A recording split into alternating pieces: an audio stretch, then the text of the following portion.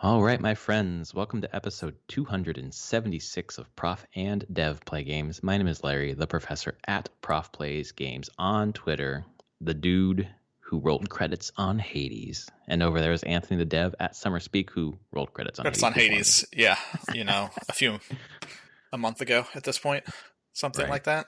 And you put more time into it post credits, I assume, than before. Yes. I should check where that sits now, because we'll get to it, because I've put more time into it as well. Yeah, we definitely will talk about it. I mean, you're playing it, so when people talk about it, it's like, oh, I could play that. So it's not shocking to put a little bit more time into it. Where I'm at. Show me my library on Epic. Where am I at here? I am at 6 days, 21 hours. Oh, boy. Yeah. You probably beat it at, over a day? Probably a day and a half? Probably longer than that, because it took me 20 some odd runs to get a win, like closer to 30, and those runs took about 45 minutes to an hour each at that point. Yep. So I probably didn't beat it until I was like 40 or 50 hours into the playtime. Wow. I beat it more quickly than you then. Yeah. But I had the benefit of all of your knowledge. You could say that. Yeah. So. You and Bill. And Bill. My Hades is 1 day, 20 hours right now. There you go. So, and I just rolled credits. I assume this factors in my Switch. You know what? I don't know. Probably it does. Not. I don't know. I don't know either. It might not. I was also wondering because I beat it on my Switch, so I don't know if my trophy would pop for beating the game. I don't know. I'm loading the game up right now to find out. Anyway, this episode, we're talking about Hades. Probably not first. First, we're going to talk about the dumb thing that we talk about a lot. Yeah. Which is CD Projekt Red. Yeah, and Cyberpunk. I mean, all I think about is the goddamn Simpsons meme of just like, stop it, it's already dead. But, Oops, Shift F3. What's the family secret? Sorry, it just popped up. Nice. Complete the main quest in the story. No, it did. It popped my trophy. Nice. Awesome. Yeah, okay. I figure cross saves would do something like that. Anyway, so CD Projekt Red, which the gift that keeps on not giving. Yeah, not really. I mean, what did we get? We got. Where did it start this week? It started with Adam Badowski's like apology video, basically. Right. Which I have some things to say about that because it wasn't great in my opinion. It was vague. Threw QA under the bus. Oh, pretty bad. Like it was like, guys we just weren't aware of it. No, bullshit. And I get that they're working at home and COVID and the whole thing, but I'm like, okay, well, where I work is a just over 30-person team, and our QA department has had no issues beyond the first couple weeks figuring out how to like manage testing and QAing on development PS4s and Xbox Ones. Like, they figured it out and make it work. Right. So, and we're a very small team. We're not 500 people, which has been mentioned many times for the Cyberpunk team. So, I'm just like, no, there shouldn't be a problem for people to be able to test on that hardware to begin with. And so... What a bunch of bullshit, man. Yeah, it is a bunch of bullshit. I'm just like, just fucking own up to the fact that it was fucked. Like, it wasn't ready. Well, they can't admit it because then that lawsuit is going forward about how they lied to investors is very much like this is about investors, right? Where we just didn't know because they had said publicly that it was running fine and it was going to be we're going to hit launch and hopefully that lawsuit doesn't go to discovery. Right. There's this I mean their stock price plummeted and their shareholders I think do have a right and a point about fighting back against this. Yeah. So yeah, that because video, they were lied to. Yeah, they more and more. Yeah, they were straight up lied to by management. Because I can't see how anyone was like, "Oh yeah, this is running great." Even on the PC side of it, like the PC runs, it's fine. It has some crashes, okay, but I wouldn't say on the PC it runs great either. Like there are serious problems here and there. So, yeah, that video was mostly mind-boggling in the QA piece, and then just. In a weird way apologizing, but then just being very vague about things. Of being, like, they show a chart for the entire year, and they're like, okay, within 10 days, there's going to be a patch. Cool. That's fine. That's what they've been doing since release. Like, they'll announce about 10 days before saying, within the next 10 days, new patch. Cool. Then there's going to be like a big patch, I think, for January, end of January, that they're very vague on what it's actually fixing. Problems, okay. Another big patch at February. Again, very vague, just like, hey, there'll be a bigger patch then. And then it's just a chart from February to the end of 2021 that says updates. And I'm like, what the fuck does that mean? I love that in one part of the shaded region, it's like new gen console updates. Like, this is not to scale. Yeah, there's just a part of I'm just like, you'd be better served just not saying a damn thing. Mm-hmm. Like the whole thing. This guy, this Schreier put up his article. Oh yeah, we get to that. Bloomberg, and has some very important things to say about like the demo basically being fake, and that the staff knew it wasn't ready for release in 2020. And Badowski responds on Twitter in a very snarky way. And one response that just pisses me off. He says, "You've talked to 20 people, some being ex-employees, only one of whom is not anonymous. I wouldn't call that most of all, where the 500 people staff openly said what you claim." Like, he's pissed because they're all anonymous. Like, of those 20 people, they're saying most of the staff knew it wasn't going to be ready. He's not saying I talked to all the staff. And it's just like, and then also he's not refuting that. That's the thing about right. He was just like, you're refuting saying that, oh, you only talked to 20 people. He's not refuting the claim that people said it wasn't going to be ready. Doesn't CDPR have PR? Yes, they made the Night City Wire things, and all their because that Schreier article came out, and Schreier's like, hey, we tried to get interviews with CDPR, and they declined to be interviewed for this thing. And then you have Badowski putting this thing out after the article came out, where I'm just like, is he doing this as PR? Is the PR department looking at this and saying it's okay? Or is this just him doing what he's going to do as studio head? He's like, what are you going to do to me? Yeah. I'll say what I want, pretty much. Which isn't great. Yep. Just shut up. Just stop talking. And the fake demo thing. I can see where they're going to split hairs on that. Because most E3 demos in some way or form are fake in a weird way. Any demo that's put out for a conference is faked to a point. And I read Shire's article and they didn't really dig into how it's fake, because there's all sorts of different ways that it's faked. Like, so anytime you see a group playing a game on stage, those people are not playing that game. Right. I mean, we saw it with Uncharted 4. The Uncharted 4, they were, and the controller didn't work. Yep. It's for reasons like that most of the time it is pre-recorded. Right. And it's just someone faking like they're playing on there, even if it's multiple people on stage playing a multiplayer game, because there are so many issues that can happen in AV side of things that would fuck the entire demo. So I wouldn't be surprised. I'm like, yeah, I wouldn't be shocked if the Cyberpunk 2077, like that 2018 demo that they showed, was just a pre-recorded thing, scripted pre-recorded thing where someone was acting like they were controlling it. Because they were giving those demos behind closed doors. I was there.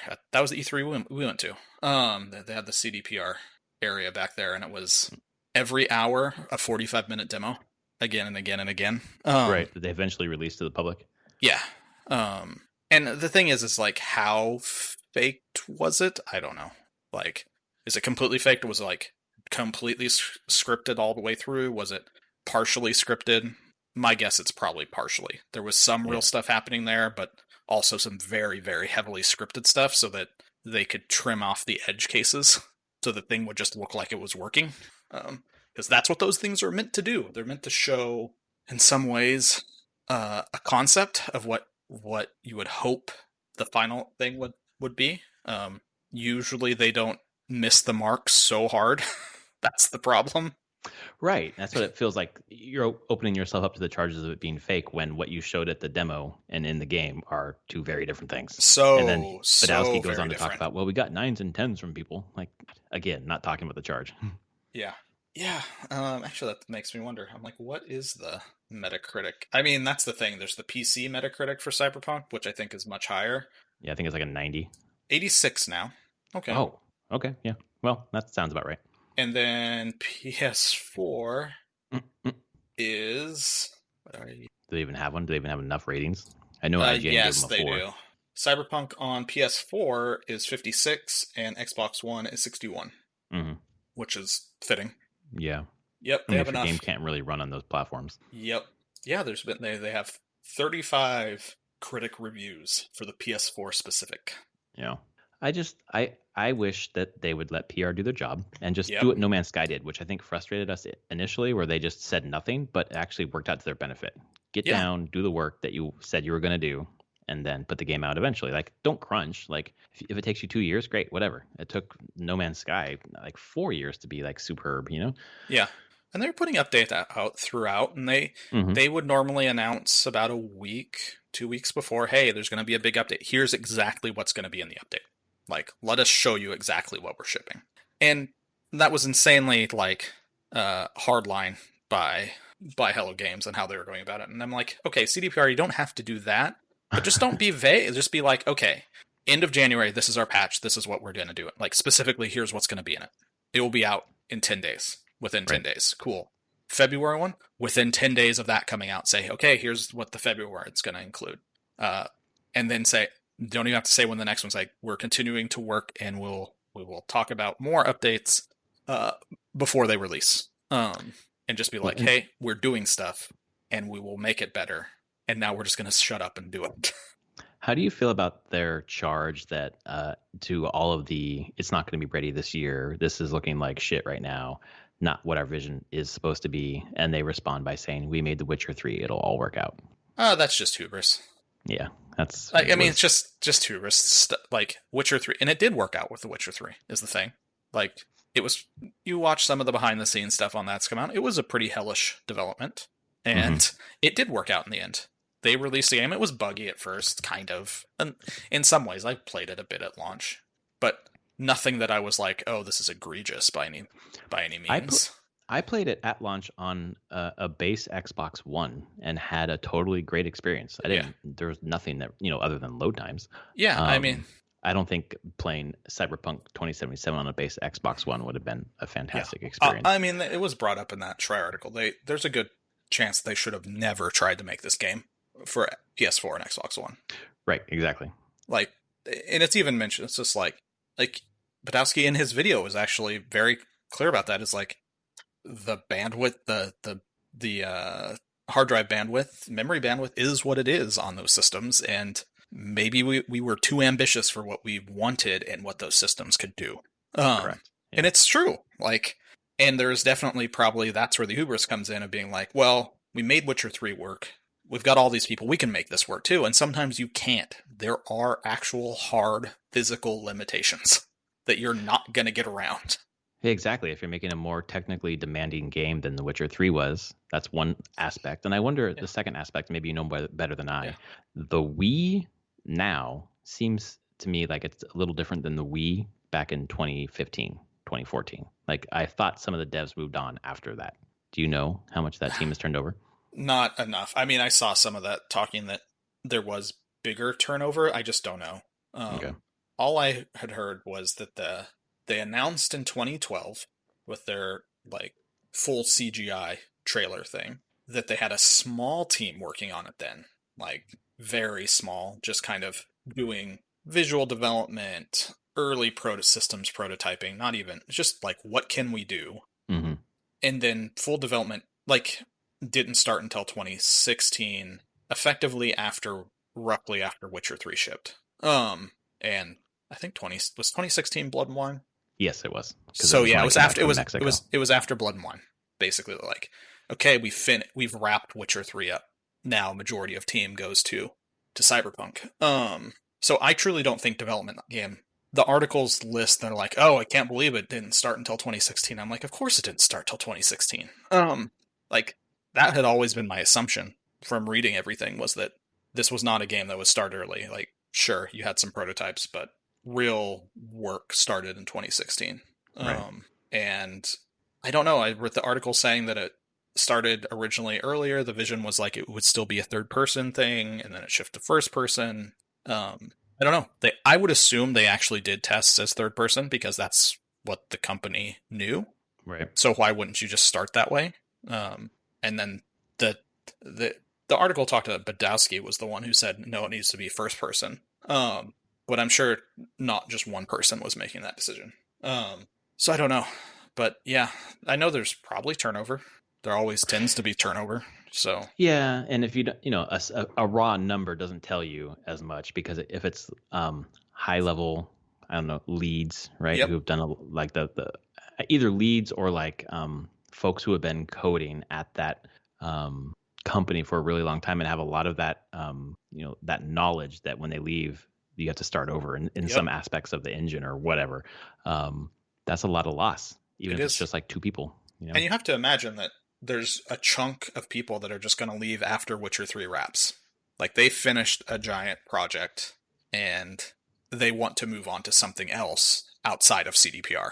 Like Right. a lot of people in the game industry do rotate after games come out, especially big long projects like that. That's just it's a good time to hop to a different company, onto a different project, get a promotion somewhere else. Because it it's the kind way because you finished the previous project. You're not burning bridges and saying like, hey, we finished that project. I'm gonna quit now. Before we start something new or move on Right. to that new thing. So I assume there's probably a good amount of that as well because I can only imagine their turnover rate is standard for the industry, I should say, which is high. And is it high because obviously, as you say, getting a promotion, like you've done work on this game that was successful and someone wants to come, I think in the years after that, the worked on Witcher 3 as part of a new game, like it features some people who worked on that game, like kind of gave it a bit of a push or a bit of hype. So you're able to move into a higher position. Yep. But is burnout part of it? Like Yeah, I'm sure you're burnout. crunched Yep. and you're just fuck it. I'm I gonna go mean, work on Excel now or something. most people, a lot of people in the video game industry burn out of after 6 years. Yeah. That's and you gotta consider, and you brought up the knowledge loss from that, and that's huge. And that's actually a big problem with the industry is that Yeah. these people that work for 6 years and build up this knowledge, and then they leave, and then the team has to figure out how to do it all again. And that just happens over and over and over, and it's probably one of the reasons why video games on the engineering side and the programming side, especially, continue to make the same mistakes over and over and over again. Because they're learning the same thing over and over again. Yeah, because the people don't totally. stick around. It's rare to have people stay in the game industry for over 6 years. I mean, I'm just a weird one in that way. But I guess that also when you talk about a majority of people are working for these enormous companies that crunch and push hard hours, it's extremely stressful and burnout seems pretty common. Yeah. I've been lucky enough in my career that I haven't gone through that. So, but I think if I did, I totally probably wouldn't be in games anymore. Because why would I want to be?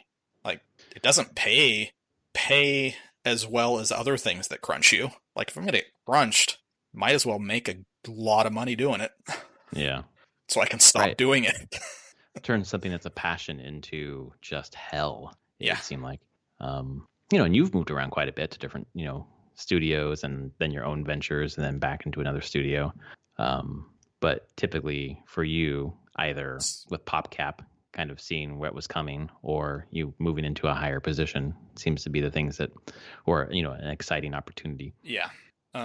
More than being burned out. Yeah. And it was time. It was just my own personal career growth going on when I was leaving, going through places, and I still want to.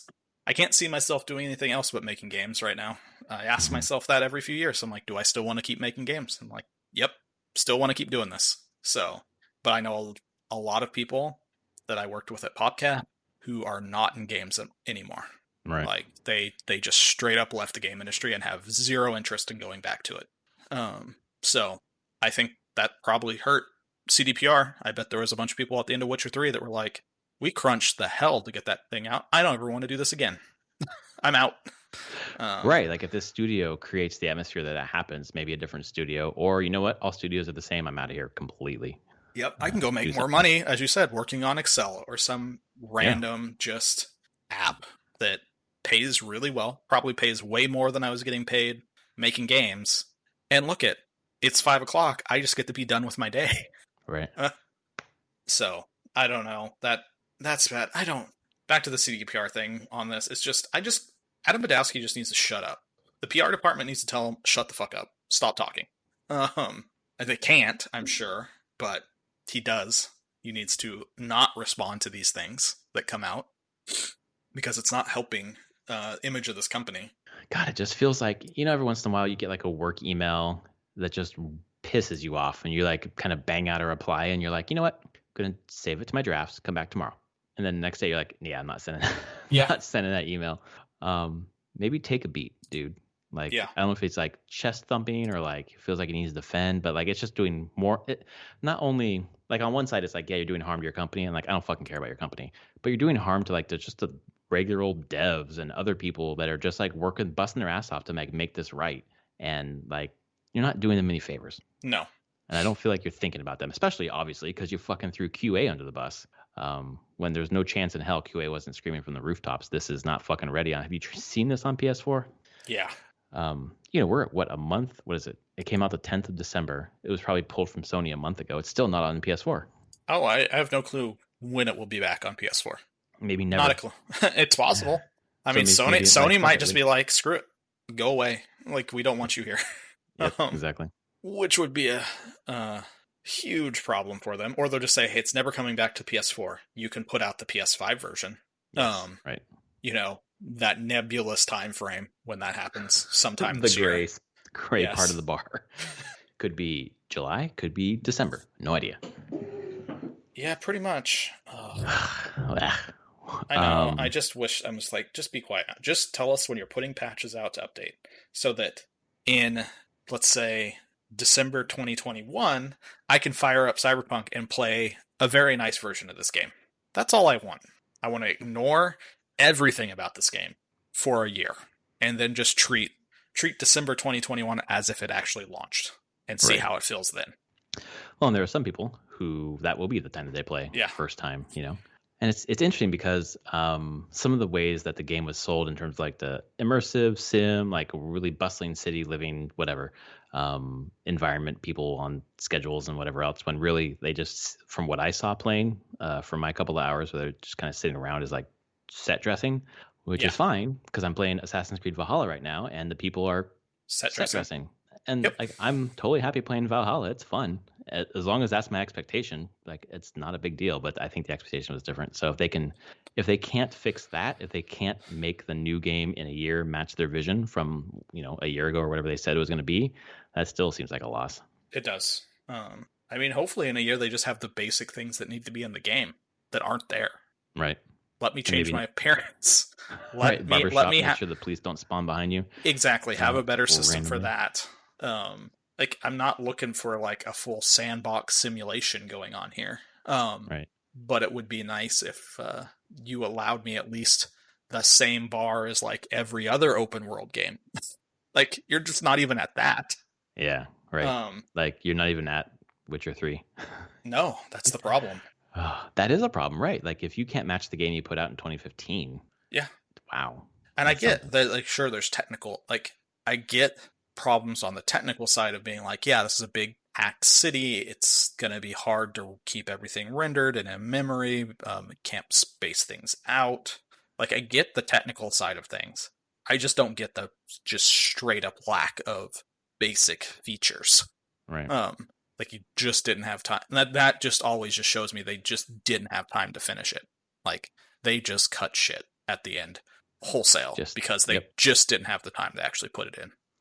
Just to get it out the door. Because imbalance is also one of those things. The game is not balanced at all. Not even close. In terms of the abilities, right? Because you can build some up and just destroy everything. Yeah. Friend of mine who plays now playing through as a second time through because it's like he wanted to try hacking around, and he messaged me a couple weeks ago and he's like, hacking is dumb. This is really really easy compared to my first play where he was like took the like stealth trees and everything, and I'm like, yeah, hacking was, as my first playthrough, turned out to be stupidly broken from a gameplay standpoint. Right.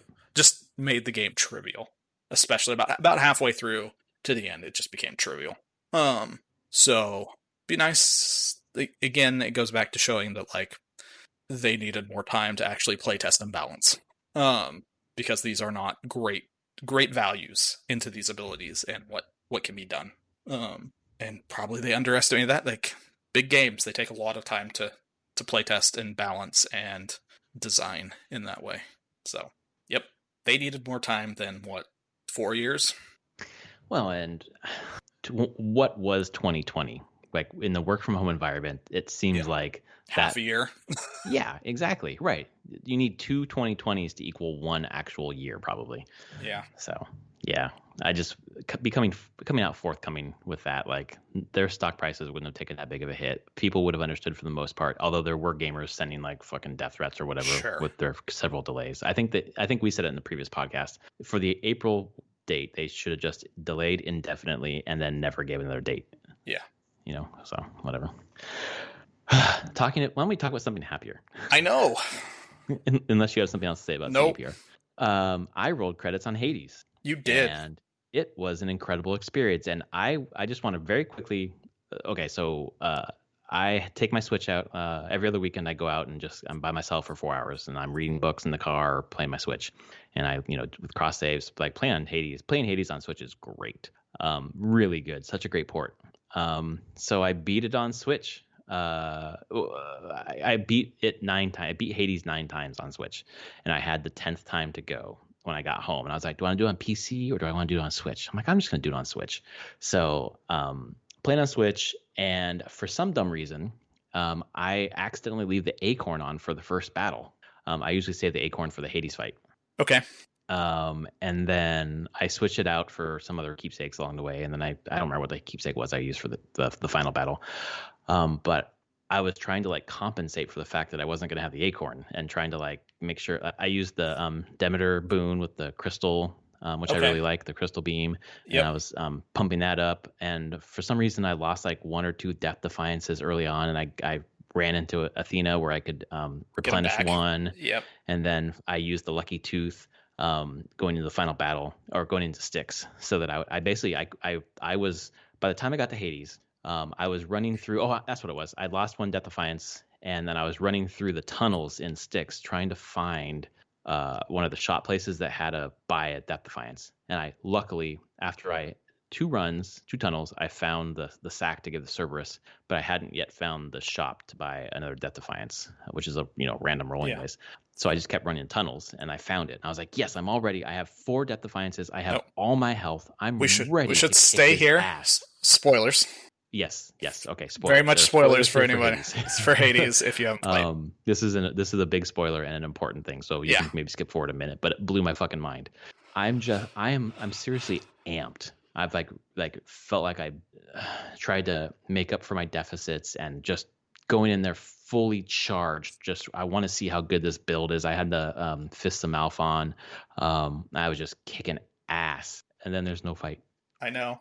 And then he just says, "Go ahead," and I was just like, it was cool, it was awesome, but I was like, oh fuck, I was so ready to kick your ass.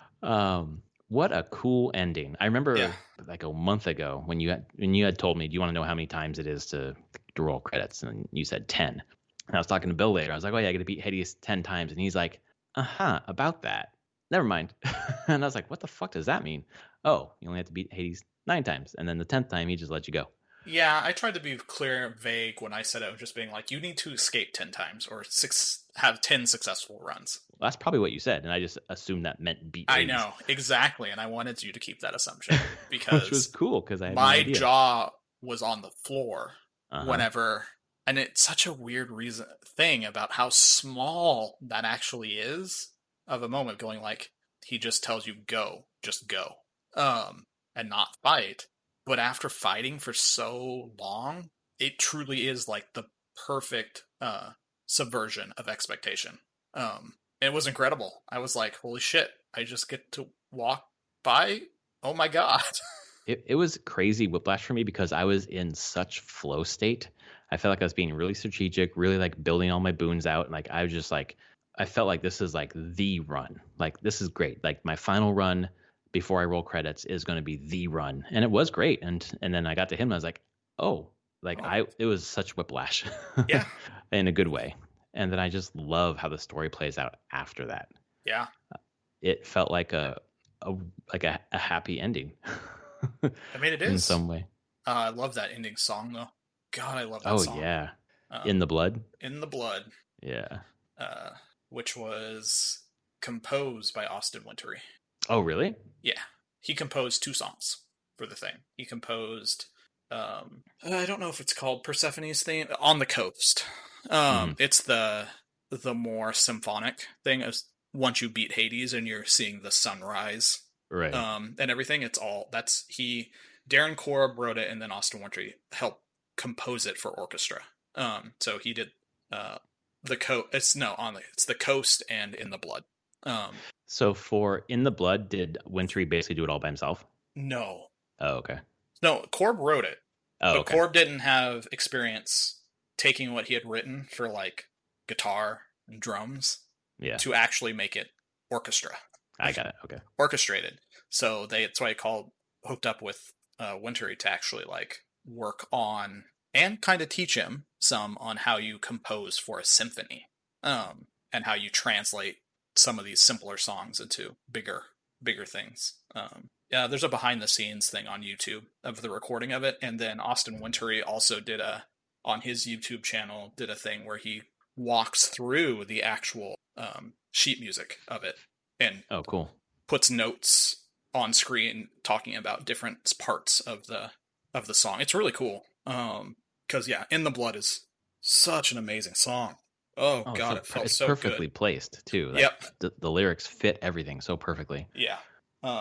So yeah, you rolled credits. You got to see that Persephone gets to come home. It's so cool. And then she's just there, and Yep. you get her keepsake, which is like every 6 encounters, and I guess that lowers as you level it Yeah. up. You a random boon upgrades, I think. Yeah, upgrades or gains a level. I can't remember. Yeah, which yeah, one. gains a level. That's right. It's pretty So cool. I yeah, knew she was gonna have a fucking keepsake. yeah.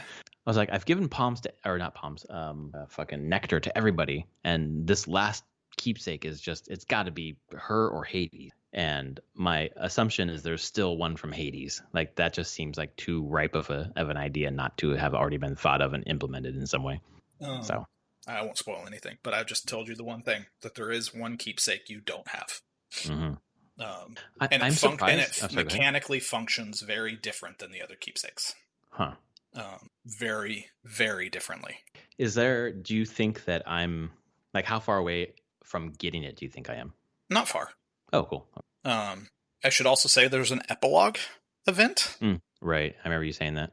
I assume if you play a bit more, you're gonna get a new prophecy because they added some stuff in one of the patches by the end of the year that actually like more clearly defined that epilogue and how to get it.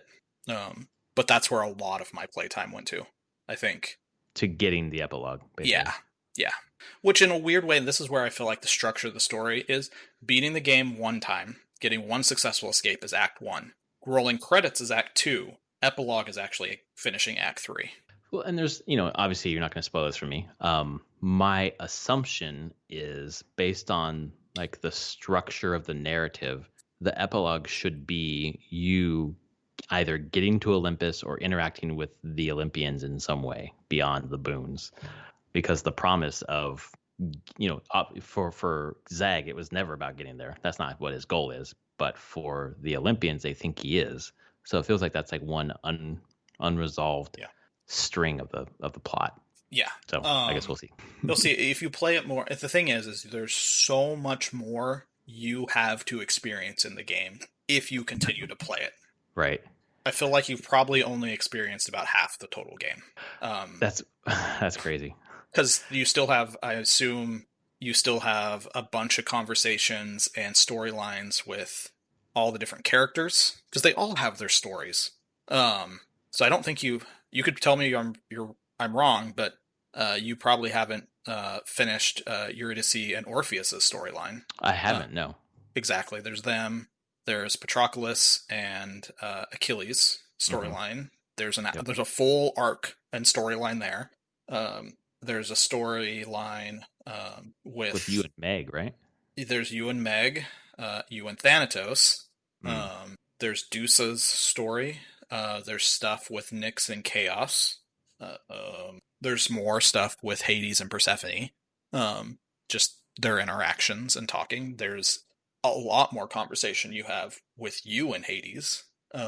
So yeah, it's an odd structure in that way, in that yes, you rolled credits, but there's still a ton of threads out there in this game for you to experience. Yeah, when I texted both you and Bill, Bill said, let me see if I can get his text up here. He said, so happy that you got to the next phase. Yeah. Oh man, Yeah. I would have been kicking myself in the face if I did not put this as my game of the year last year. If I had just because I hadn't gotten to this point, decided something else should have been number one. This is one of my favorite games of all time, Yeah. without a doubt. Like Yep. I know this is like recency bias and whatever else, but wow. No, I mean, to me, there is some recency bias, but it is a game I'm going to think about for the rest of my life. Mm-hmm. And it's probably a game that I'll come back to and continue to play occasionally for the rest of my life. Because I just have a lot of fun playing this game. And I mean, this is a great point to transition into what I've been playing. You were playing Hades and stuff, and I'm like, I should boot up Hades, and I continue to play Hades. And I probably put in another 5 or 6 hours, number of runs, and I was just like, okay, there's basically I have one prophecy left that is purely random if I'm ever gonna get it. It's Chaos has to offer me his legendary, which is whatever the penalty is, but you get an extra death defiance. Oh, And I've never seen that offered. neither have I. So it's he has a legendary boon. So I need to see. That's the only piece of a prophecy I have left. Nothing else. But there is a couple cosmetics for the house that are gated behind heat levels. One is at 16, which I've done. The next one, the final cosmetic I need for the house, I need to beat the game at 32 heat. Oh man, that sounds. I'm up to 18 heat. Yeah. I've done a success at 18. And so what I've been doing is been playing I won't say what it is. It's the bow, just the bow's hidden aspect. Is I'm just like I'm focusing on that. Mm-hmm. I know an optimal build I want to play for that I think I could eventually get to 32 heat with if I practice enough on it. And so I've just been doing that. Same keepsakes, everything, just rotating through, just trying to make this build happen as much as I can to get through, and then just ticking up different things on the Pact of Punishment, just testing like what increases I like and which ones I don't like. Right, because you can get the different heat levels in different ways. Yeah, so, and there's some that I'm like, don't really feel comfortable with some of them, but I'm trying to get very comfortable with enemy speed at 40%. And I've won multiple times now with everyone moving at 40% faster. Even you, or no? No, just enemies. Okay, Enemies move and attack 40% faster, which is a lot. But I feel like if I'm getting better at just being trained for that speed, that it will just become muscle memory, and I won't have to worry about that one. And that's, I think, 4 heat in and of itself. Just having those 2 levels ticked on. Trying to do a time limit, 7-minute time limit. 5-minute is level. Yeah, 5 minutes hard. I've never succeeded at a 5-minute time limit, the highest time limit. Extreme measures 3, which gets you extreme measures Theseus. All right.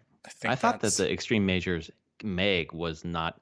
I thought it was going to be harder. Like they show up, but the other 2 sisters kind of like bounce in and out. I thought you'd have to face all 3. No. It's just adds same fight, additional mechanics. Yeah. And I feel like that one's the easier one. I like extreme. Mm-hmm. I usually will at least do extreme measures 2 so that the Lerny fight will be better. Well, different. Better is a different term, but I actually like his extreme measures 2 fight more than I like the extreme measures 1. His non-extreme measure fight. Of all the bosses, the Lerny fight is just like this. It's just the same every single time. Yeah, and it's just like this game has such a nice on ramp where like I was getting crushed by Meg at the beginning and then consistently past her and then getting crushed by Lerny and then consistently getting crushed by Elysium until I was like that's no problem now. And then I remember like Theseus and Asterius, like I kept talking about how I just couldn't beat him. I finally beat him once and I was so excited. Now it's just like I get to Hades' second form every time. Yeah. Consistently. And so usually I get to Hades with full health, full depth defiance. But that's partially because I know how to put the boons together and Yeah. I know how to play the game, the Yep. meta, I should say. Just So wait until you can it's so satisfying. do Extreme Measures 4. Different Hades fight. Yeah. It's really hard because it changes both of his phases, his move sets through both phases, and adds a third phase. That's fucking hard. I beat it a couple times just to experience it because it's intense. Like you're talking about your hand hurting. Holy shit. Yeah. Yeah, I just bought a I've been, I have the back triggers for my PS4 controllers, but nothing for Xbox, which is what I use on the PC. And I was contemplating getting a new controller just for this game. I was like, I don't want to spend $200 or $150 for a new controller. I just don't, because I use an Xbox Design Labs controller with my name and my color. Oh yeah. So basically, I just bought this back controller piece that you take out the battery pack for the Xbox controller and plug it in, and it has 4 back paddles basically. So it's like a cheaper. I don't need to buy a whole new controller. So then I can hopefully that'll feel better for Hades. I just realized, you're using your one thumb to go between the face buttons on the right side, and it's just like I could do that with more fingers on the back. Yeah, it's true. There was one point where I was I don't know what build I had, but I was basically I was dashing and using my special, and I wasn't using the rest. And to go from the A to the X button or whatever, popping back and forth, I just pulled my index finger on top, and I was just using like an arcade, like I was just tapping with my thumb and my index. Oh, like interesting. Yeah, and I was like, it worked really well, but I was like, this is dumb. I should have back paddles because that works. That's what I use on my PS4. So anyway, cheap solution for that. Yeah. Instead of buying. But my God, that game is so good. I need to. It's incredible. Buy a new controller because again, I'm using my old 360 wired 360 controller, but my thumbstick is actually like I have worn off my left thumbstick's rubber on there from playing Hades. Right. Yeah, that's how I feel too. Like I'm destroying this controller because of this game, which is I'm just playing so much of it. Yeah. Yeah, it's really good. I'm glad you were at least able to get to credits. If you play more or not, you don't necessarily have to. You've experienced, I would say, the main arc of the game. Yeah, I feel like I've played the game and finished the game.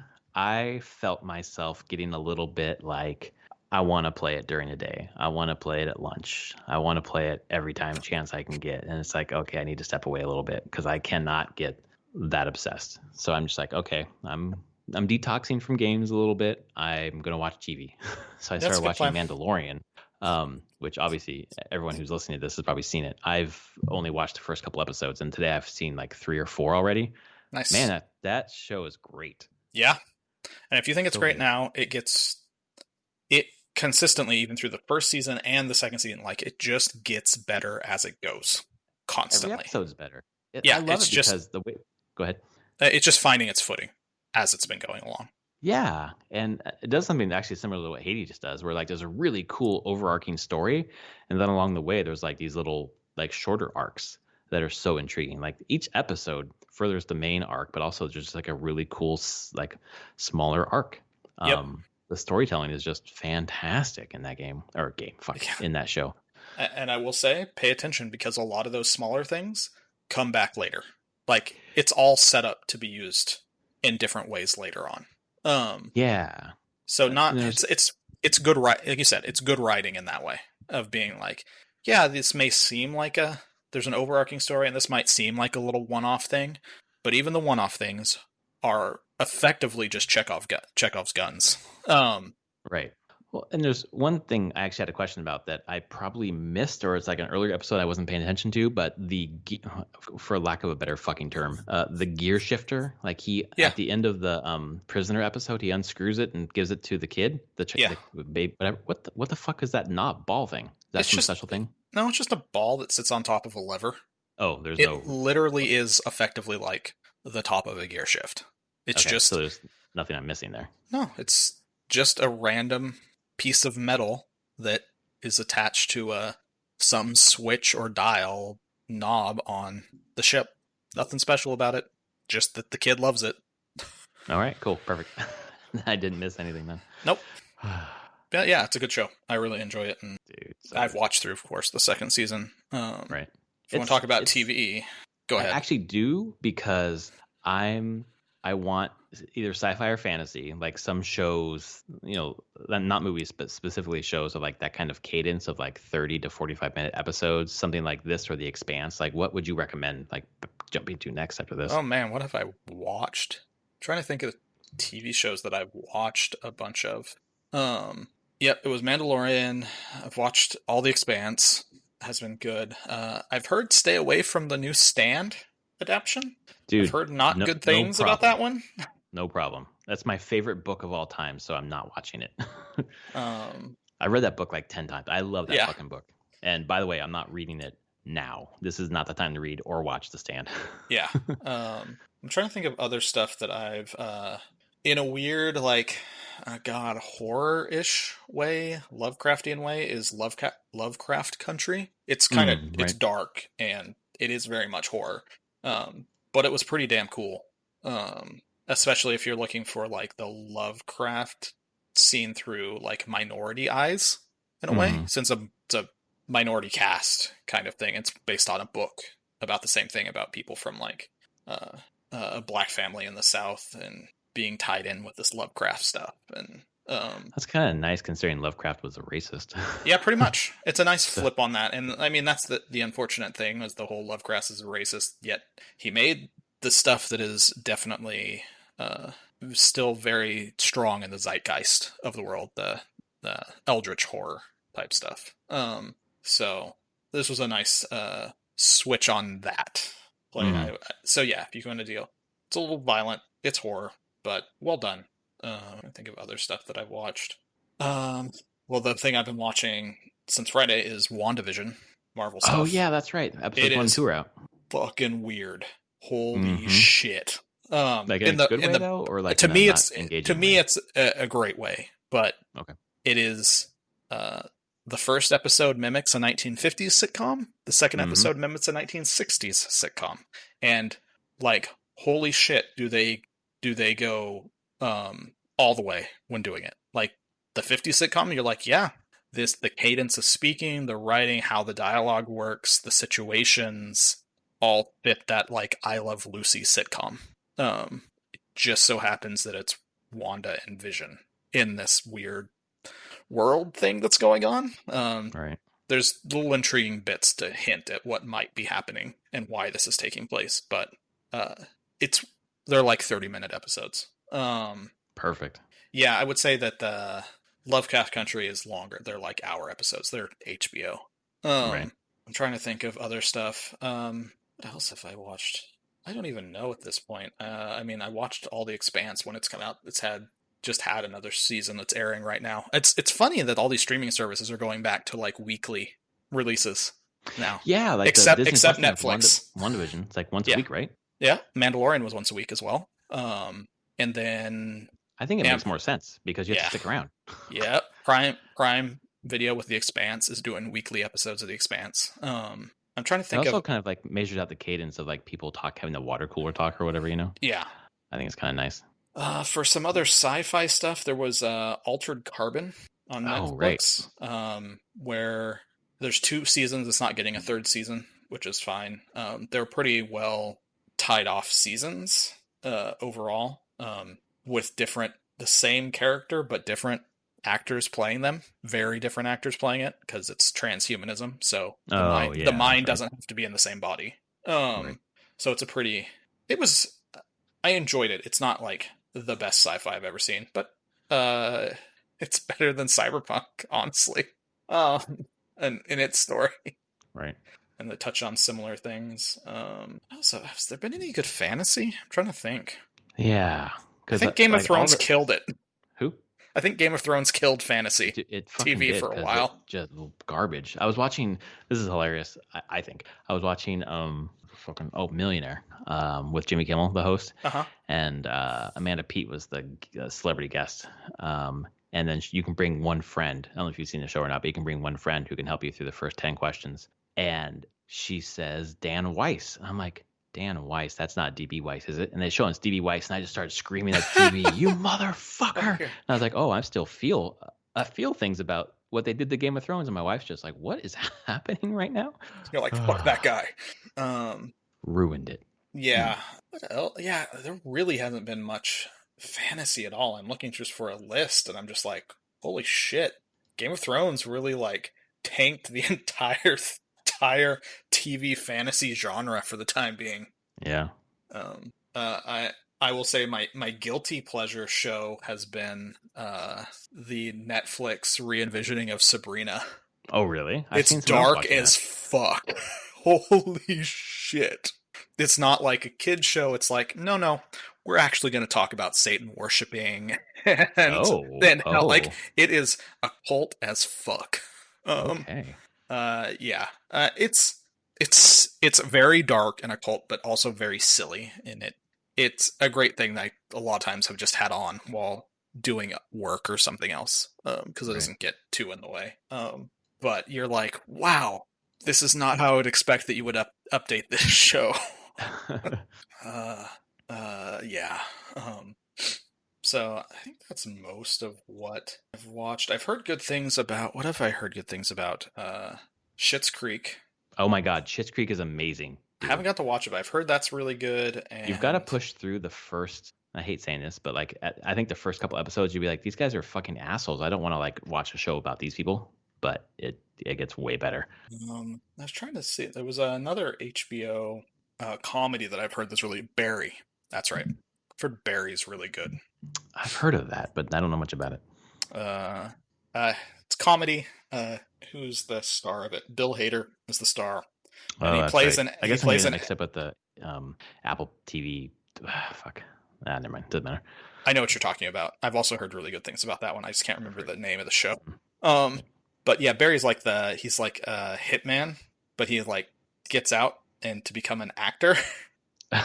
Like moves to LA, but his hitman life won't go away. I've heard incredible things about it. I need to watch it. I believe those are short episodes. Yeah, I think those are like half an hour episodes. Oh, good. So, that's perfect. Yeah, 30-minute episodes. Just kind of again, dark comedy. Shocking. I like dark comedy, but whatever. I'm starting to see a theme here, yeah. Yeah, a little bit. Yeah. So I feel like even if you just want to spend some time watching a bunch of TV, there's a lot of good TV out there right now. With all the streaming services just pushing for it, a lot of shows are being made of all different types of genres and quality. Yeah, it's kind of funny because I think I mentioned that for Christmas I got my father-in-law the Avengers 4-pack. We've been watching one a week, doing like a movie night because we can't go. We used to do that. We used to go to movies together. And I'm like, God, I should watch more. I just my free time has been books or games, and I'm like, I should watch things now. And now I'm just like really into it right now. So I'm gonna ride that wave as long as I can. I guess. Early 2020, I watched all of Fleabag. If you've heard of that. That's so good. It was hilarious. So good. Yeah, there's that. Good Omens on Amazon. Stars. Is it on Stars? It's on Amazon. Oh, good. Okay, great. Prime Video, which I mean, it's the Good Omens book, Terry Pratchett and Neil Gaiman stuff, and it's amusing. It's got good actors playing the characters, and they capture that absurdist British humor really well. Yeah. Oh yeah, Terry Pratchett, man, those books. I think I read that book or half that book. I don't remember. Yeah. So I feel like you have a lot you could find. Yeah, that's a good list. That'll get me through the next month probably. I am really surprised that there's not so much. There really hasn't been other fantasy though. But I just I'm looking and I just don't see any of it anywhere. Yeah. I think you're right. Game of Thrones kind of like saturated the market, or like just took the whole market basically, and then just crushed it into the. Then shit on it. Ugh. And no one wants to go near it because they're like, fuck. Right. I mean, you're playing Assassin's Creed Valhalla. Like I've heard Vikings is good. I started watching that and I was like, yeah, I don't know if I'm into this. Maybe I'll watch The Crown. I don't know. The Crown is good. I've watched the first season of The Crown. The Crown was exceptional. But it's a drama. It's a period drama, roughly. Yeah, I've watched the first few episodes of that. Typically with TV, like I will only watch what my wife and I will watch together. Otherwise, I don't watch TV. But that's changed in the last couple days, so we'll see. So yeah, Mandalorian first. Yeah, I mean that gets you plenty of episodes, very high quality episodes. Like, Like, and it's if my you ever favorite look, Star Wars. yeah, I can see that. If you ever look behind the scenes there, like the technology that they're using to actually like film and make that thing is incredible. It Really? uses Unreal Engine. It does? Yep. Oh, wow. There's a whole bunch of behind the scenes stuff, and there's this thing called the volume that they created for that Jon Favreau really was pushing for, and when making it, which is basically this giant circular room. We're talking like 40 feet across. That's just LED screens, and they project Unreal Engine scenes onto those screens. So the actors are actually like they can put pieces of the set in the middle, and that's where the actors are walking around. But instead of having green screens or blue screens behind them, they actually just have this wall of LEDs, screens projecting into the background what should actually be there. That's kind of nice as an actor. You're in front of the The thing. actors talk about it, and they're like, "This is amazing because it feels like you're living in this place." And they all have stories of where they walked into the wall because when the set's decorated well enough, you can't tell where it ends and the screens begin. Right. But it's kind of the thing that they pioneered so that they could make like a very movie-looking TV show at a much better cost. Not that the Mandalorian episodes are cheap to produce, but Right. they're like, how do we make a Star Wars TV show look like Star Wars movies? And this is how they did it, and it's incredible. And yeah, it's all powered by Unreal. That's like UE4 then, right? Yeah, it was UE4. Huh. Okay. So there's a whole chunk of Unreal Engine and Epic that deal with Unreal being used in film and commercials and TV.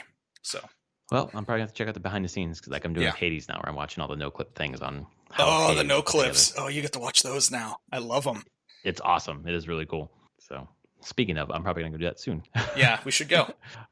Anything else for the good of our video game turned into television podcast? Yeah, I won't talk about. I'll talk next week about what I've also been playing. We'll just say a Path of Exile League started. So, I did see someone's it was a Twitch, it was like a 48-hour Twitch stream starting the new league. I was like, oh boy, I bet Anthony's doing this. Not that much, but yes, a bit. So we'll talk about that. Well, we'll dig into that next week and maybe my Valhalla thoughts as well. Cool. Cool. Well, this was episode 276, I believe, yes. of Prof and Dev Play Games as I open my phone. Yep, 276. If you like us, please rate us on your podcast service of choice. Tell a friend or two. And man, if you haven't played Hades, fucking do it. Please, you deserve it. You do. You deserve a great game. All right, folks. See you next week. Later on.